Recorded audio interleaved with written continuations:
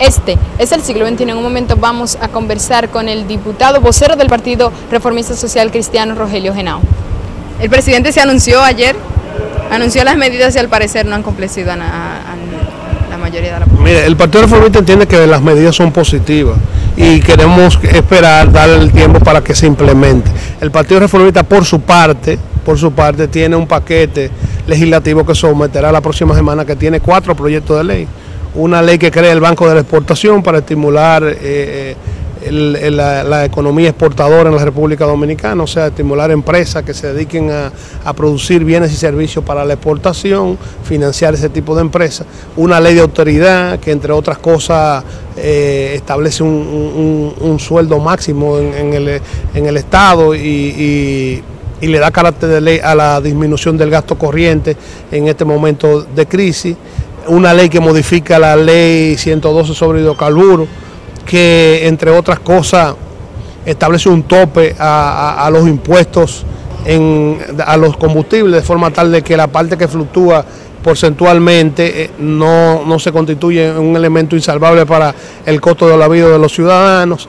Y además también tenemos una ley que especializa el uso de los fondos de Petrocaribe hacia sectores importantes que necesitan financiamiento, de forma tal de que se pueda dinamizar y generar empleo en el sector privado a la economía.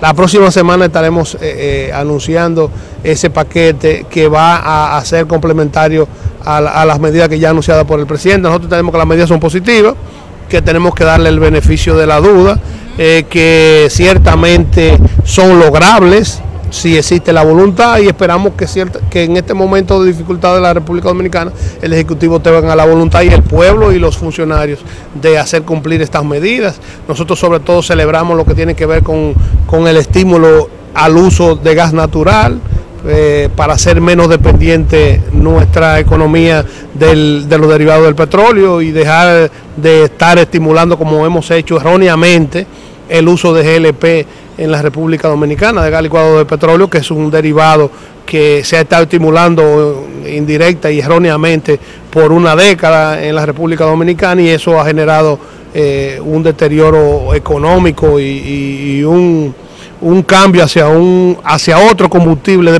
derivado del petróleo, que en definitiva no nos resuelve nada, sino que no ha complicado más la situación energética en la República Dominicana. En otro orden, Henao, la sociedad en sentido general ha rechazado la aprobación de la ley del Consejo Nacional de la Magistratura por parte de la Cámara de Diputados. Mire, que se habla de que el Congreso aprobó con mayoría simple la ley orgánica del Consejo Nacional de la Magistratura, y eso es erróneamente. Lo que hizo el Congreso fue acoger las observaciones del Ejecutivo. La ley se conoció con la mayoría. No es inconstitucional. No es inconstitucional, está claro, el 102 es claro, y se privilegia al Ejecutivo en el sentido de que se necesita una mayoría menor para acogerla y una mayoría especializada para rechazarla. Y así es. En otras democracias existe el veto, que es todavía peor que una ley aprobada por el Congreso con la simple firma del Ejecutivo, como es el caso de los Estados Unidos. Se desecha el veto. Aquí no hay veto, aquí hay observación, y la observación tiene que ser puntual sobre el artículo. Entonces, lo que se estaba conociendo era coger la observación del Ejecutivo. Para eso se necesita una mayoría simple. Es tan claro que es así, que el 103... El 102 lo establece, el 103, cuando el Congreso toma más de 2 legislaturas ordinarias para conocer de una observación, para acogerla o rechazarla, se acoge automáticamente sin un voto. Henao, escúchame, pero el artículo 102 de la Constitución, cuando habla de las observaciones del Poder Ejecutivo, dice claramente que se necesitan las 2/3 partes de los presentes. Las 2/3 partes de los presentes para rechazarla. Para rechazarla. Acaban de escuchar las declaraciones del vocero del Partido Reformista Social Cristiano, Rogelio Henao, quien ve como positiva las medidas que haya tomado el presidente de la República en su discurso de ayer. Por otro lado, dice que no es inconstitucional la aprobación de la ley del Consejo Nacional de la Magistratura, una ley ordinaria, por parte de la Cámara de Diputados. Para el siglo XXI, Julia Ramírez.